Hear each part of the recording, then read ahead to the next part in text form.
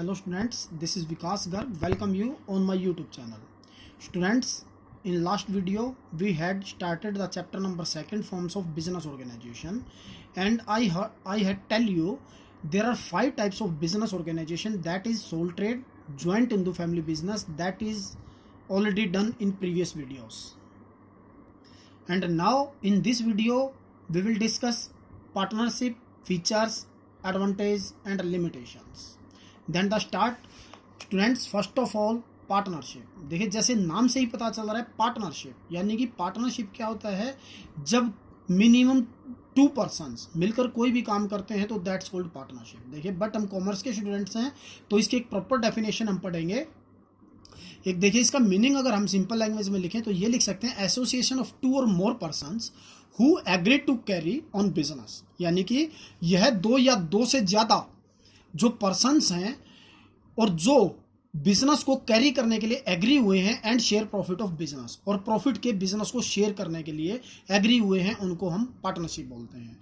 इसकी जो डेफिनेशन है students, as per Indian partnership act 1932 section 4, वो क्या कहती है.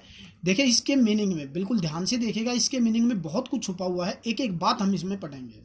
Partnership is the relation between 2 और मोर पर्सन, यानी जो पार्टनरशिप है वो 2 या 2 से ज्यादा persons who have agree to share the profits, जो बिजनेस के प्रॉफिट्स को शेयर करने के लिए एग्री हुए हैं, and carried on by all, यानी जो बिजनेस सबके द्वारा किया जाएगा, और any of them acting for all, यानी देखिए any of them acting for all, यानी या किसी एक के द्वारा सभी के बिहाफ.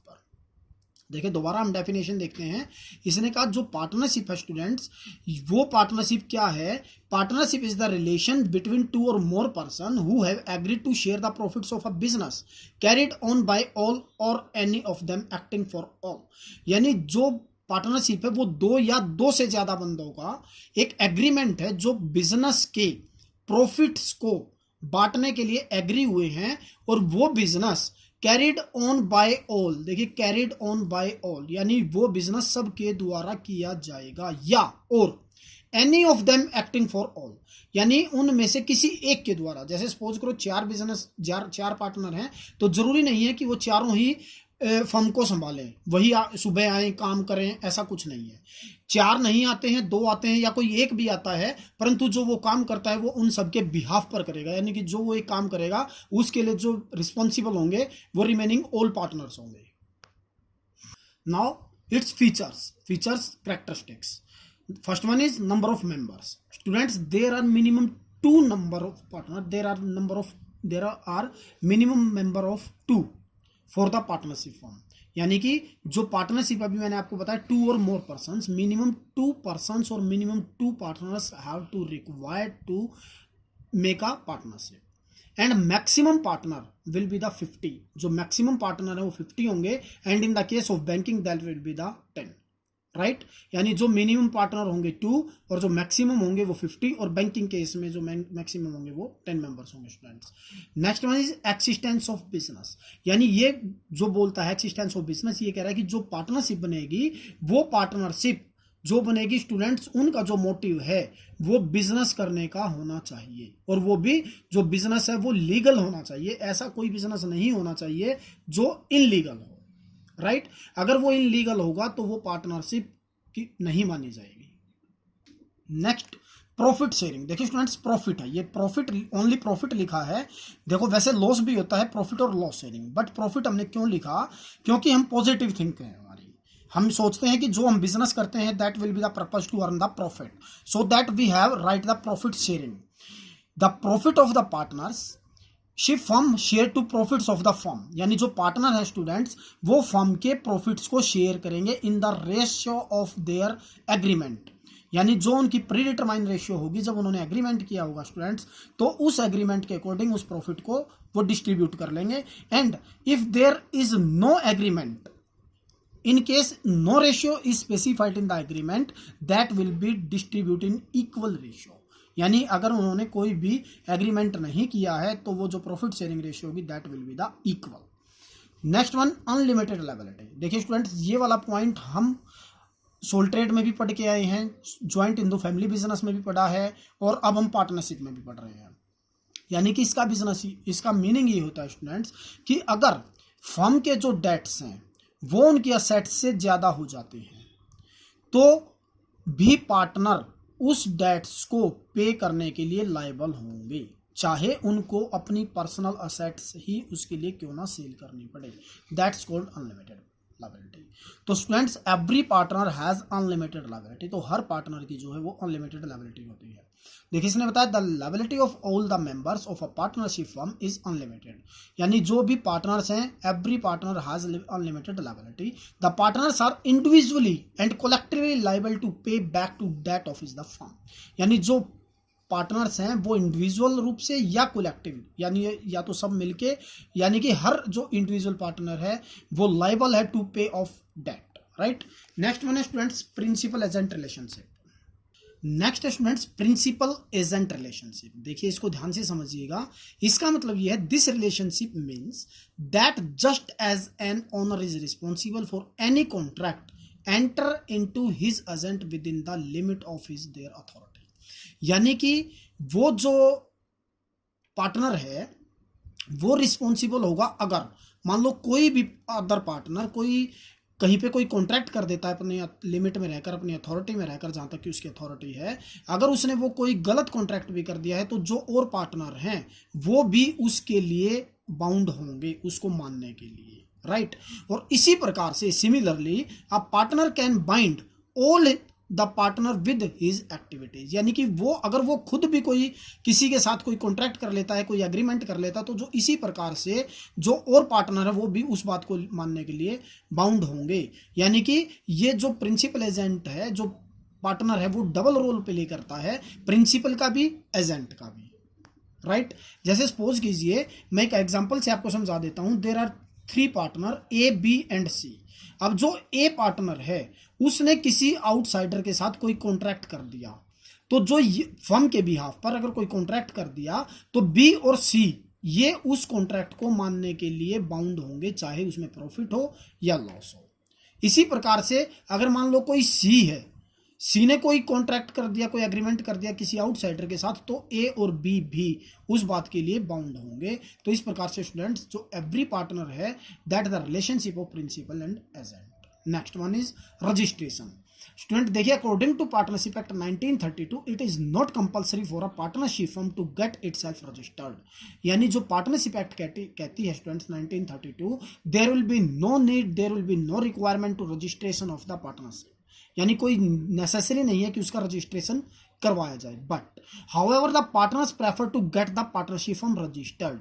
बट जो फ्यूचर की कंट्रोवर्सीज हैं स्टूडेंट्स, जो फ्यूचर के कोई भी प्रॉब्लम क्रिएट हो सकती है, तो उससे बचने के लिए हमें जो पार्टनरशिप का रजिस्ट्रेशन है वो करवा लेना चाहिए। उसके जो फ्यूचर में है उसके एडवांटेज हमें मिलते हैं, right.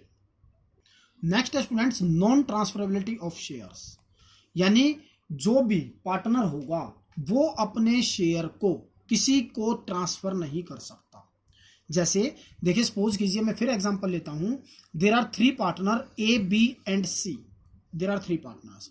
A want to retire from the firm.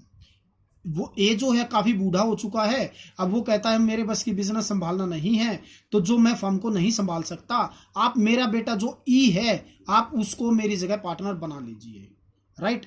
अगर वो बी और सी इस बात के लिए एग्री हैं तो ई को पार्टनर बनाया जा सकता है। बट अगर बी और सी में से कोई एक पार्टनर भी या दोनों पार्टनर कोई एग्री नहीं है तो जो ई है वो पार्टनर नहीं बनेगा, राइट। यानी कि जो ए है अपना जो शेयर है, जो अपना इंटरेस्ट है, जो वो उसको ट्रांसफर नहीं कर सकता।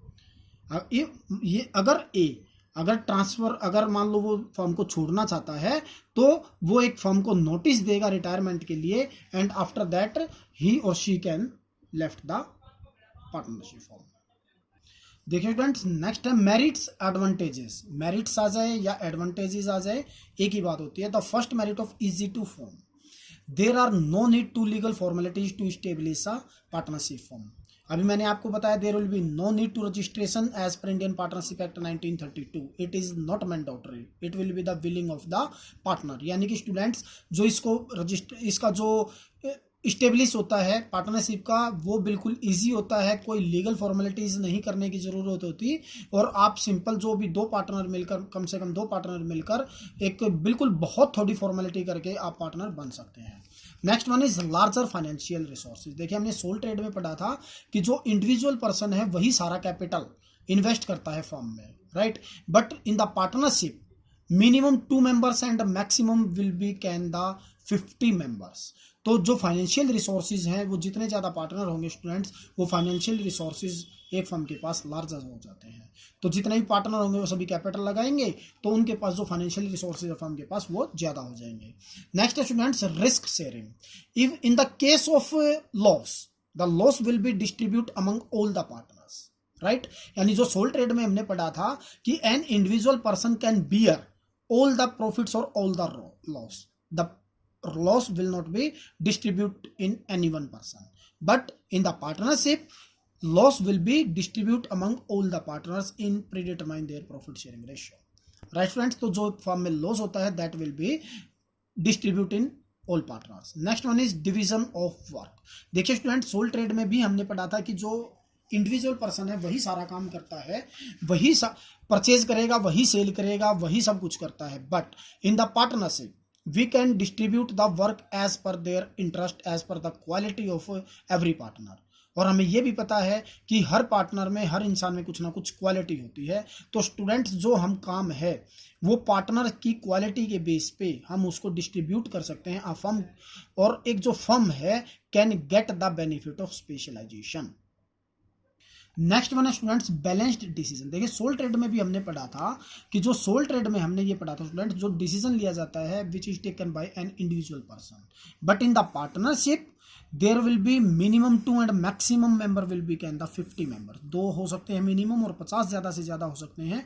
तो जो भी डिसीजन लिया जाता है आपस में सबसे डिस्कस करके लिया जाता है, जितने भी पार्टनर होते हैं स्टूडेंट्स। तो जो भी डिसीजन लिया जाता है ये माना जाता है कि जब एक बात के ऊपर कई बंदे सोचते हैं, कई पर्सन सोचते हैं, तो वो जो डिसीजन होता है वो अच्छा ही होता है। तो स्टूडेंट्स जो इसमें पार्टनरशिप में रहता है वो जो बैलेंस डिसीजन है वो बैलेंस्ड रहता है। और नेक्स्ट वन है स्टूडेंट्स, लास्ट वन है सीक्रेसी। सीक्रेसी को हिंदी में बोलते हैं हम गोपनीयता। जैसे मैंने आपको सोल ट्रेड में बताया था, इसी प्रकार से पार्टनरशिप में भी students it is not required to publish their accounts in any magazine और इन एनी न्यूज़पेपर। यानी कि जो पार्टनरशिप फर्म है उसको भी सोल ट्रेड की तरह और ज्वाइंट इंडो फैमिली की तरह है, कोई भी अपने अकाउंट्स कहीं भी पब्लिश करने की रिक्वायरमेंट नहीं होती। और जो बिजनेस के सीक्रेट्स होते हैं there will be not disclose to anyone. तो वो जो सीक्रेट्स हैं वो पार्टनरशिप फर्म में ही रहते हैं। नेक्स्ट वन है स्टूडेंट्स लिमिटेशंस। लिमिटेशंस को जो है हम स्टूडेंट्स डीमेरिट्स भी बोल सकते हैं, डीमेरिट्स, और डिसएडवांटेजेस भी बोल सकते हैं, disadvantages, that is the similar thing.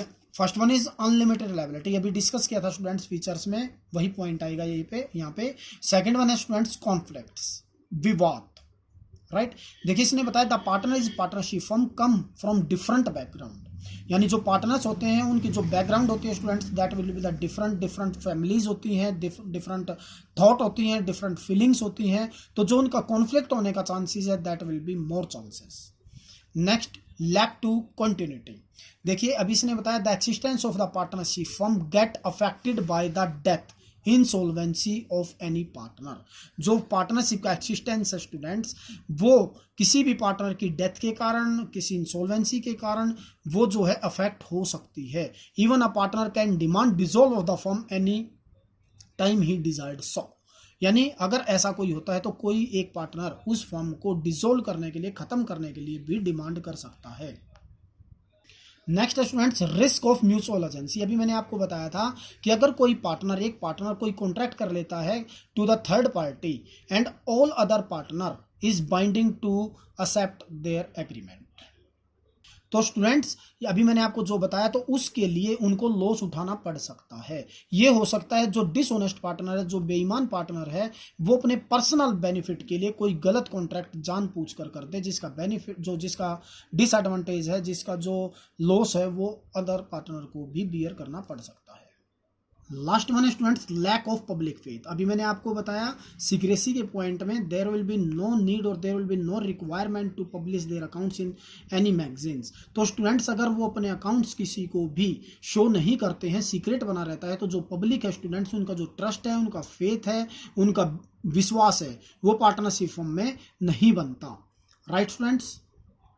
Next topic है स्टूडेंट्स, वो भी हम इसी वीडियो में कवर करेंगे, टाइप्स ऑफ पार्टनर्स। यानी जो पार्टनर्स हैं वो कितने टाइप के होते हैं। फर्स्ट है तो स्टूडेंट्स एक्टिव पार्टनर, यानी जो नॉर्मल पार्टनर होता है हम उसको एक्टिव पार्टनर बोलते हैं। यानी कि active partner who participant in the management of the firm, his liability is unlimited also, he invested the capital, he bear the profit or loss. यानी जो एक नॉर्मल पार्टनर काम करता है उसको हम एक्टिव पार्टनर बोलते हैं। यानी कि जो एक फर्म में कैपिटल इन्वेस्ट करता है, उसकी लायबिलिटी भी अनलिमिटेड होती है, और वो जो फर्म है उसमें भी पार्टिसिपेंट करता है, और जो प्रॉफिट लॉस होता है वो स्टूडेंट्स उसको भी डिस्ट्रीब्यूट करता है, तो हम स्टूडेंट्स उसको एक्टिव पार्टनर बोलते हैं। नेक्स्ट है स्टूडेंट्स स्लीपिंग और डोरमेंट पार्टनर। देखिए स्टूडेंट्स, इसमें एक्टिव पार्टनर में और स्लीपिंग पार्टनर में केवल एक डिफरेंस है। देखिए क्या है, the partner who does not participate in the management of the firm. यानी कि जो ऊपर मैंने आपको बताया था, कैपिटल भी लगाता है, कैपिटल भी इन्वेस्ट करता है, अनलिमिटेड लायबिलिटी होती है, प्रॉफिट शेयरिंग को भी डिस्ट्रीब्यूट करता है, फर्म में भी पार्टिसिपेट करता है, बट जो स्लीपिंग पार्टनर है वो केवल फर्म के में मैनेजमेंट में पार्टिसिपेट नहीं करता, बाकी सारे काम वही करता है। यानी कैपिटल भी लगाता है, प्रॉफिट शेयरिंग को भी डिस्ट्रीब्यूट करता है, उसकी लायबिलिटी भी अनलिमिटेड होती है, तो उसको स्लीपिंग पार्टनर बोलते हैं।